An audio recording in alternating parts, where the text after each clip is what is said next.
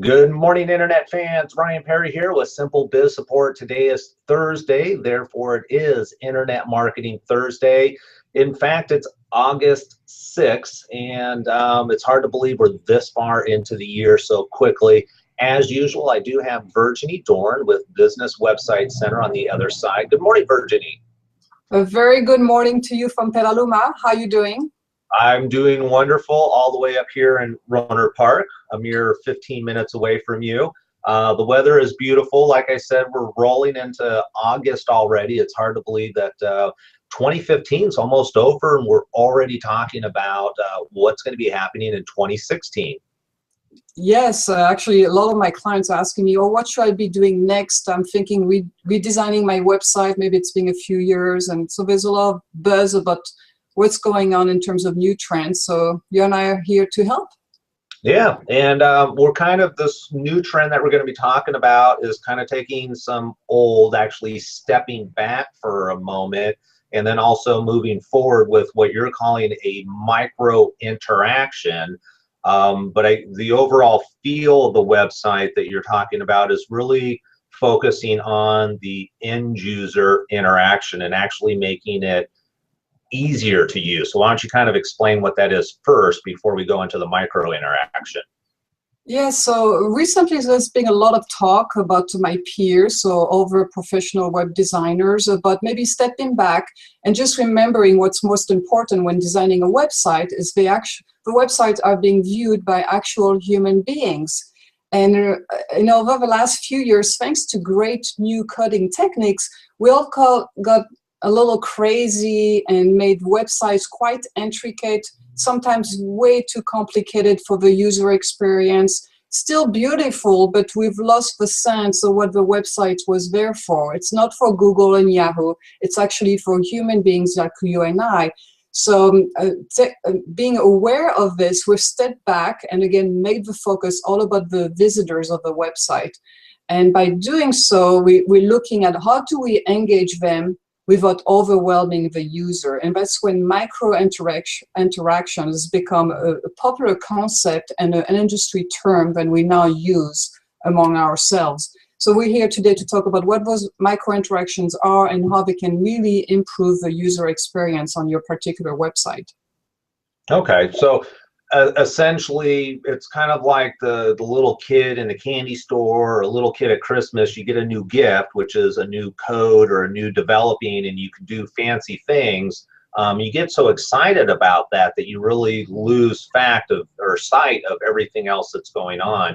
And I've seen some beautiful websites, but like you said, they're difficult to navigate. I can't get home, not able to find the information that I want easily. It seems like they hide, the most frustrating thing, especially when it's a local business, is when they hide information like an address or a phone number. Makes the whole user experience, even though the show is beautiful, but the user experience can be very painful at best, and ultimately that's not going to lead to conversion. Yeah, and sometimes it's so busy and dynamic, again, beautiful, but the user end up just being a passive audience. So they just watch. There's no engagement on their part. Therefore, they're not that interested in you. You want the right amount of engagement.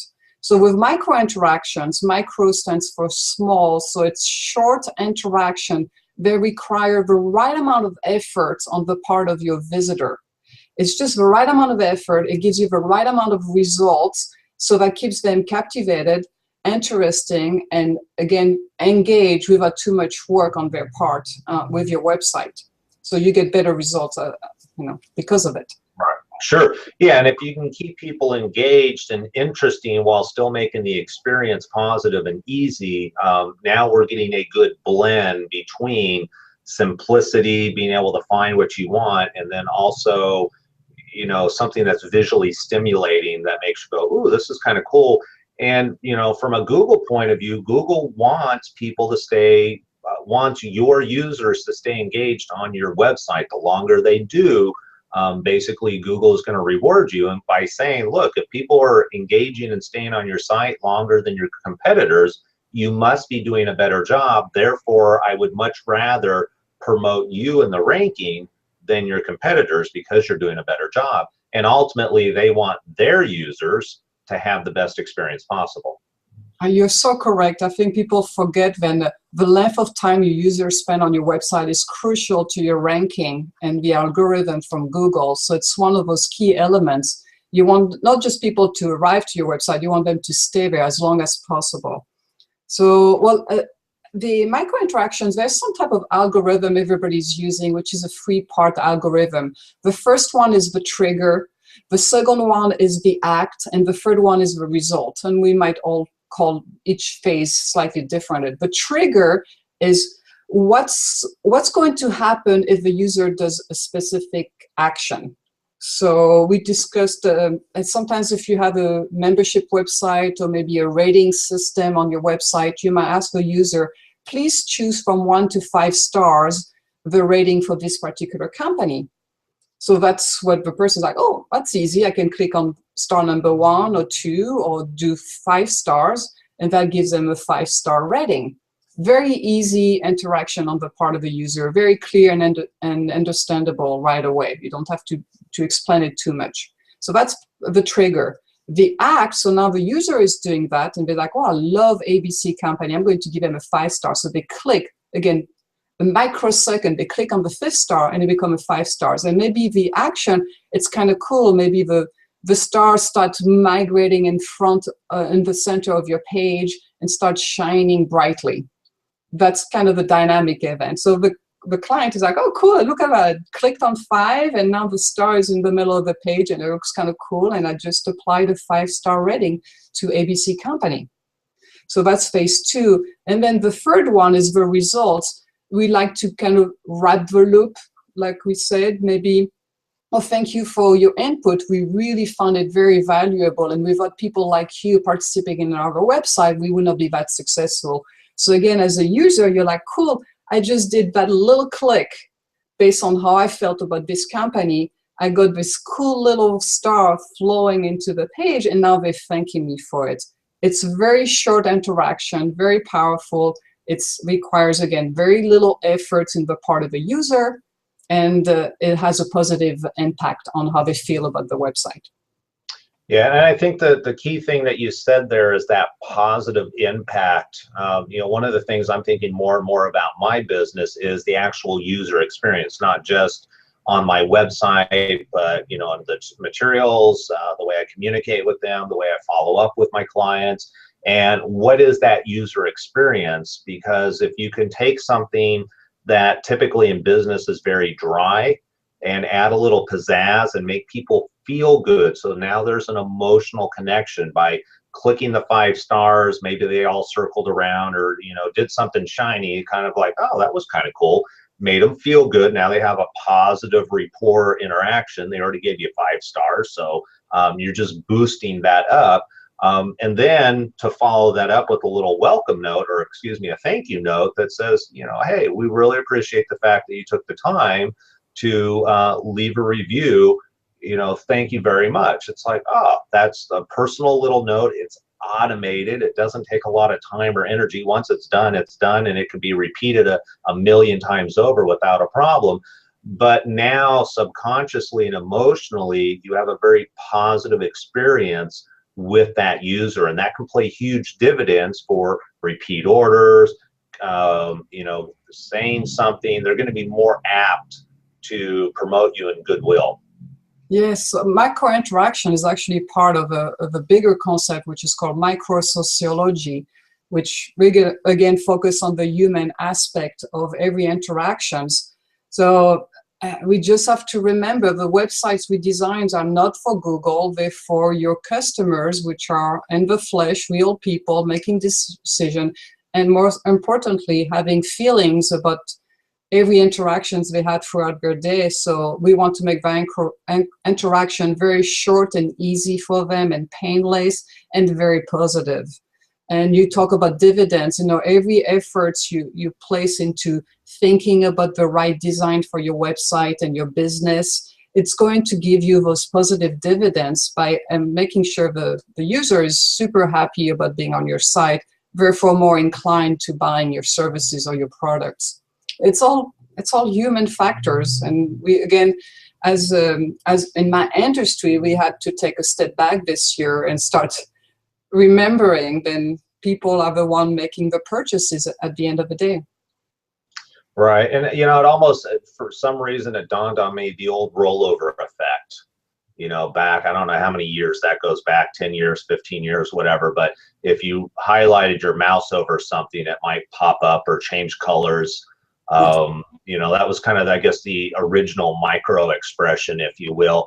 Can you think of some other examples of micro expressions or how they can be used in a web design? Yes, well, frequently asked questions, you know, the last year, drop down when you have, let's say you have a fairly large resource center with perhaps 100 questions answered.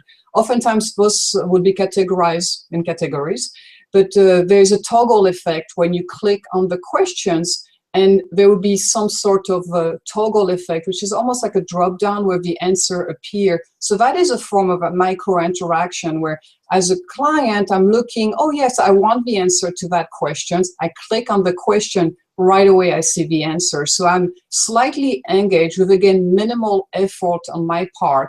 But by being engaged, it makes me more interesting in reading the answer. So anything like this, that's micro interaction. Yeah, and you know, and I love that for FAQs, simply because it makes the page so much cleaner, especially the more, if you only have 5 questions or 5 Q&As, you know, it's pretty simple depending on the length of everything. You'd probably fit it all in one page, but as things get longer and longer, it just looks complicated, it's messy, it's like, how am I gonna find it? But if you just have 10 questions, boom, boom, boom, that are all in a row, visually, it makes people more accepting of, okay, I will stop and I will look through these 10 items because it's clean, it's neat, it's organized. The brain doesn't go into overdrive. And what's really cool is, like Virginie was saying, you click on it, boom, the answer pops down. And if you click on the question again, it'll collapse. Or if you click on another question, this one will collapse and the other one opens, which I think is really neat. And again, it just improves the user experience. So now that they're actually going to engage, because the longer people engage with your website, the more credibility that you're building with them, and the more likely that they're going to take the next action, which could be to fill out a form, it could be to make a phone call. But ultimately, your website should have one purpose, and that is to drive users to take an action. Yes. You said it right, and I hope people are really paying attention to that and don't ask their webmasters to do too many crazy things on their website, and take that step back and just think about what you just said, because it can change the success of your website dramatically by stepping it down. Yeah, and if you're ever in doubt, go to some large websites. They're not always the best examples. I think, you know, for me, I always look at Apple. Apple's always been clean, very consistent. They have some great user interaction. The one I love right now is on their Retina display, one of their computers. And when you land on the screen, it's just this picture, and it's these 2 people at a waterfall. And then as you scroll down, the screen actually shrinks, the picture shrinks, and what you see is that you're actually looking at a computer screen, which the first time I saw that was like, mind blown. It was beautiful. Actually, I think I told you about it. I'm like, Virgin, you got to look at this thing. Look how it goes, and it's cool. And then you can scroll down the page, and they got all this other cool stuff. But it was very simple. You know, on my mouse, all I had to do was scroll down, or if you're on your phone, you just simply scroll down. And as I did that, I saw changes happening. Very, very powerful. Yeah, and scrolling down is a form of micro interaction, as long as it doesn't require too much scrolling. Again, just by doing the action of going to a different section, the user is doing the action, therefore it's an interaction, and then they get a result, which is the visual effect you were talking about. Yeah. All right, perfect. Well, that is it for today's show. I think the 2 key takeaways are, number 1, take some time. If it's been a while since you've looked at your website, reevaluate your website. Don't look at it from a business owner. You have to remember, you understand your business intimately. What may make total night and day simple, this is simple, easy, no big deal, to a layperson who doesn't understand your business, they could be scratching their head because they don't have the same concepts in history and, you know, everything else that you know. They have none of that. So I always like to dumb things down to a second grade level, if you will, and get an outside perspective and go, okay, am I doing too many things? Is my website a distraction? How can we simplify things, make it clean, make it simple, make sure that user interaction. I cannot think of it. I just went to a website the other day. I couldn't get back home. The only way I could get back to their homepage was going into the URL bar and actually typing in their website again, which was extremely frustrating. And then the question is, okay, well, how do we still keep people engaged? And that's where Virginie is talking about these micro interactions.